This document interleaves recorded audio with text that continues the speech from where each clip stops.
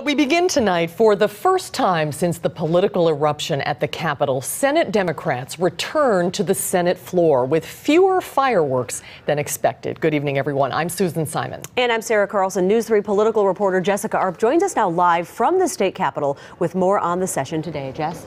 Well, this was the first time senators were on the floor since Democrats left in February and tempers flared to epic levels. So it was anyone's guess how things would go when they came back to the chamber.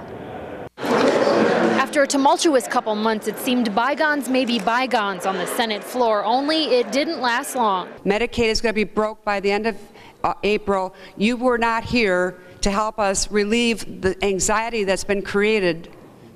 And now we have the chance today to rectify this. Democrat senators proposed 4 amendments to the fiscal items in a new budget repair bill, including one to create a $100 million program for venture capital, which some Republicans said was only to trap them into bad votes. When you're talking about these kind of funds and moving our state in this direction, and the idea that we're going to come here today and pass this is absurd.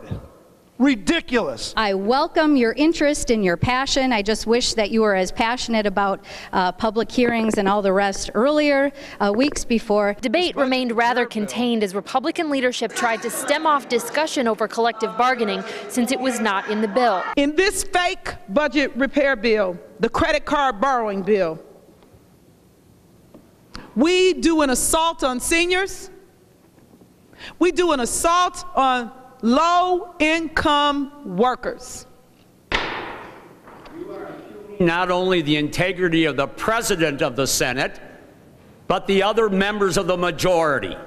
I would remind you that personal attacks on the motivation of another member is prohibited. But members on both sides say cooler heads will prevail for the rest of the session. I am confident that if we can operate with fair treatment and mutual respect, that we can succeed in this endeavor.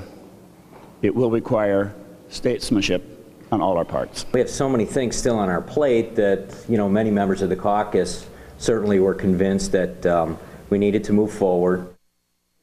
The Senate did pass that budget repair bill 21-11. The Assembly passed it as well in that chamber on a 58-36 vote. Now that only leaves the collective bargaining piece of the governor's original proposal, which now of course remains in legal limbo. Senator Fitzgerald said today that if it remains there, it could be wrapped into the full budget bill by a motion in the Joint Finance Committee. All right, News 3 political reporter Jessica Arp. Thank you, Jess. Thanks, Jess.